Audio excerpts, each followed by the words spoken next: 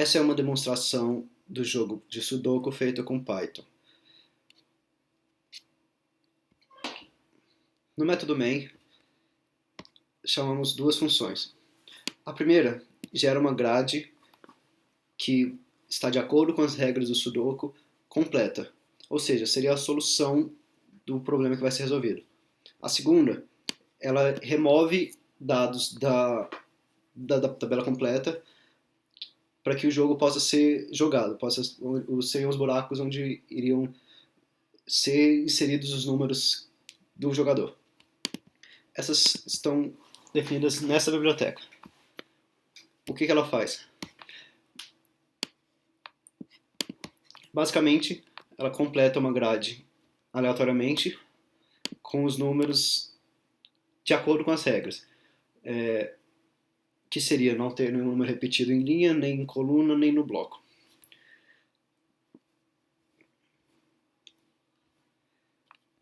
Na segunda função usada, GenerateGame, nela a gente vai aleatoriamente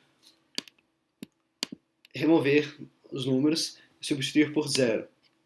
Esses números, na hora da resolução, vão ser substituídos por um buraco, que seria onde o jogador ia incluir os números dele.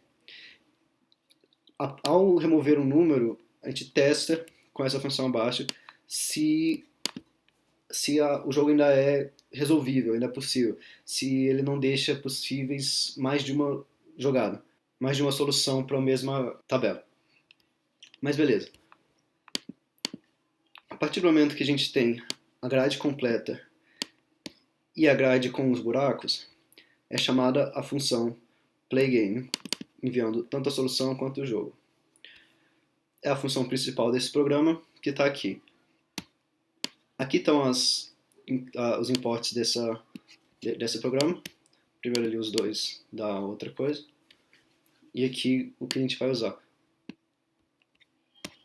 Isso aqui é apenas para imprimir colorido.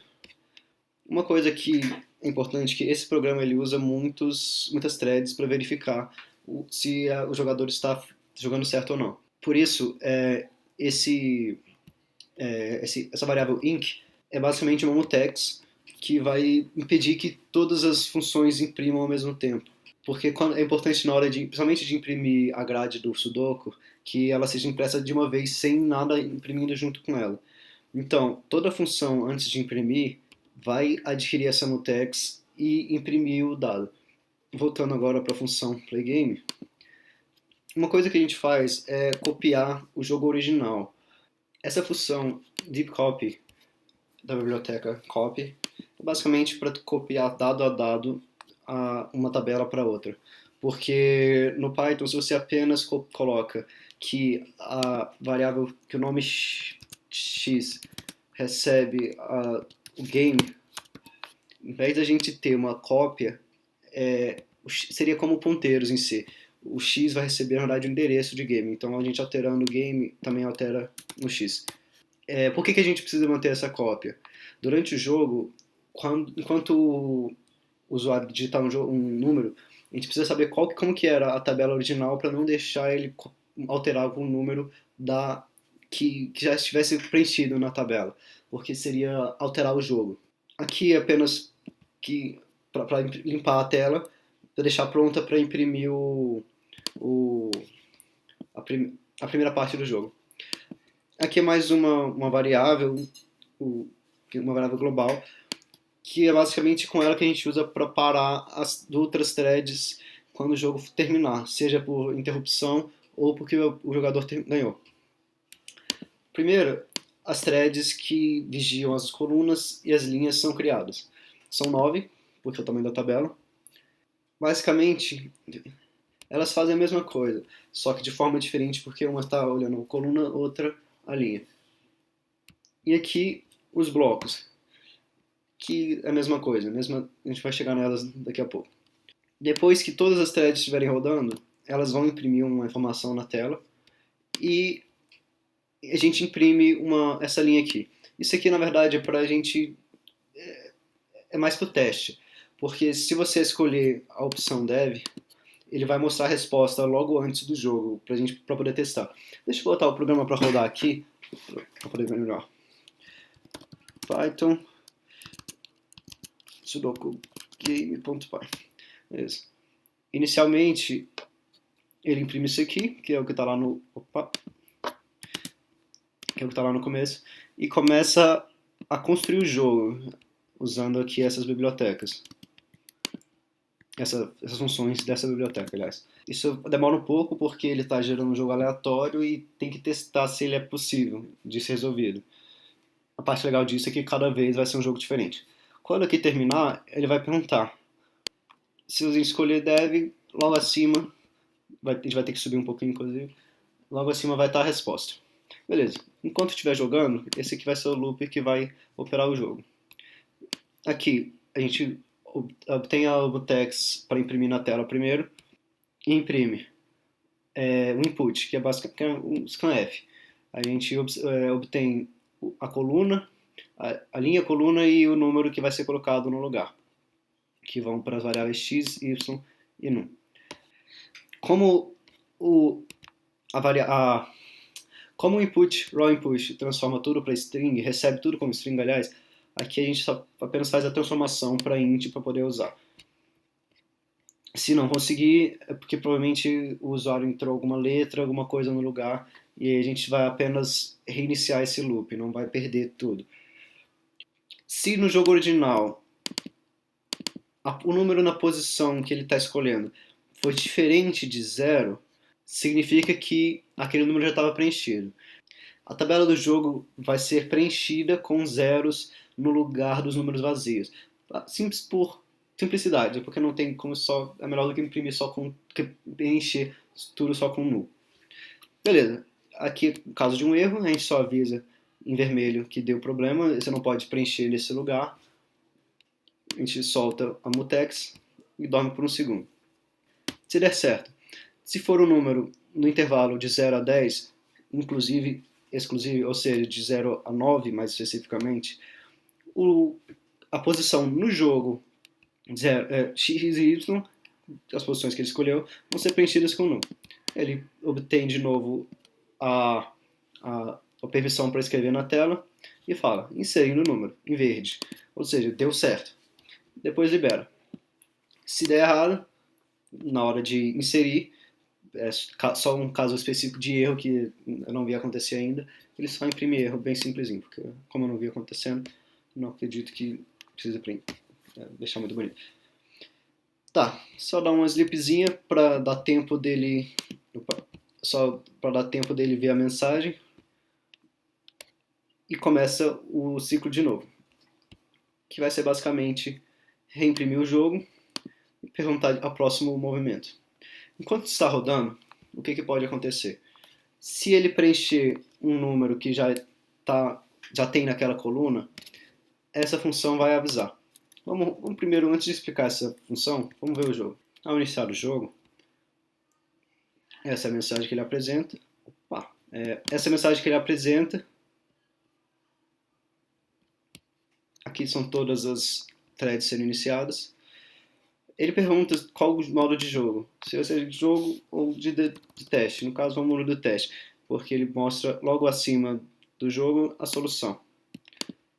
Então, vamos copiar aqui só para a gente poder acompanhar. Beleza. Vamos ver. A gente sabe que aqui na posição 1 não pode ser 7, porque tem aqui. Mas vamos tentar. Beleza, foi sucesso, a gente conseguiu inserir. Mas uma thread avisou aqui, ó, o número 7 está sendo repetido na linha 0. Beleza, ele está lá. Então a gente tem que substituir por outra coisa porque estava errado. Aqui ele vai acabar avisando de novo porque a thread continuava rodando. Como eu demorei para substituir, não deu tempo, deu tempo dela tentar checar de novo na linha e avisar. Então ela acaba avisando de novo. A resposta da linha é 4. Então podemos inserir seguramente 4, você vê que nenhuma thread vai tentar te falar nada. Beleza. Como que essas threads estão funcionando? Toda vez que ela for imprimir alguma coisa, mesmo na hora de iniciar o jogo, eu estou adquirindo a mutex, embora isso aqui só apareça aqui no começo. Enquanto estiver jogando, ou seja, isso deve parar quando o jogo terminar. Então a gente cria duas coisas aqui. Uma variável de quais números a gente já viu e dos números únicos.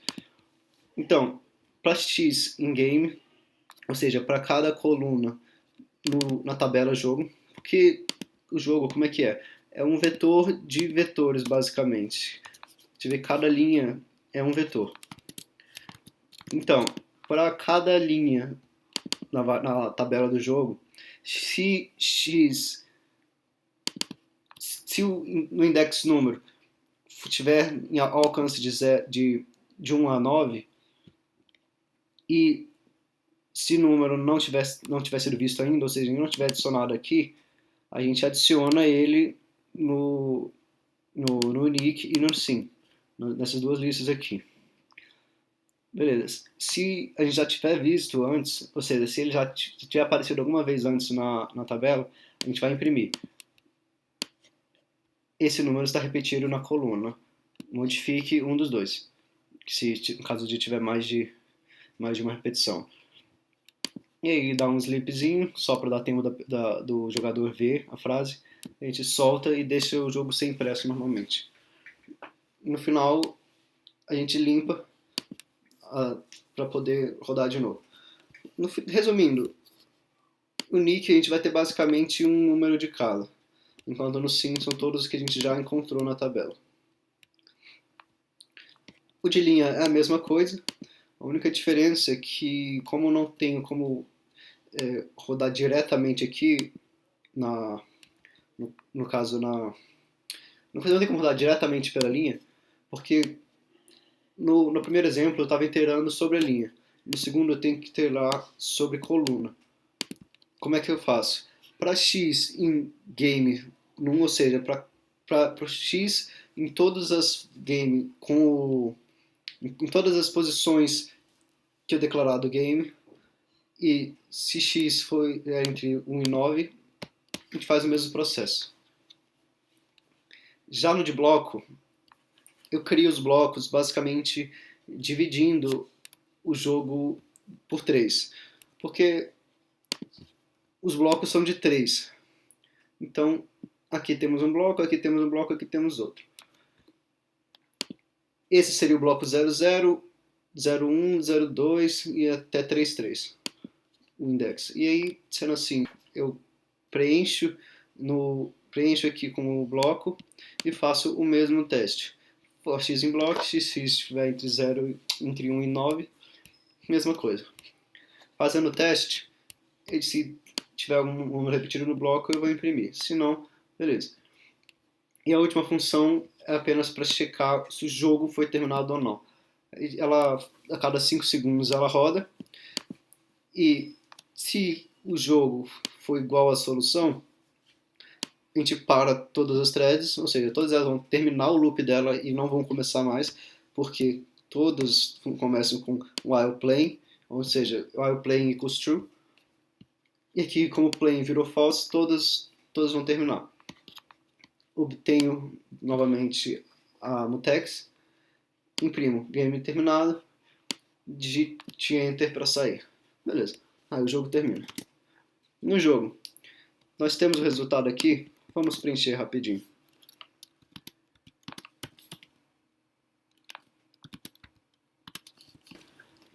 Para demonstrar o que acontece se você tenta preencher um número que já vem preenchido pelo jogo, vamos preencher aqui o espaço 06. Conseguimos ver que em vermelho aparece uma mensagem mostrando que que o espaço já está preenchido.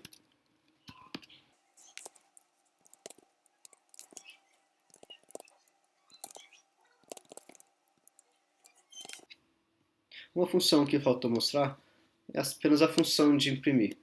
O que ela faz? Sempre que ela encontrar um zero, ela substitui por uma barra. Assim, não fica difícil de enxergar os buracos. E calculando quais são os buracos com zero, conseguimos fazer uma divisão e mostrar quantos por cento da tabela ainda está preenchida. Por exemplo, nessa tínhamos 59% dela vazia, adicionei mais um número, desceu para 58. Antes 60, 61, 62 e por aí vai.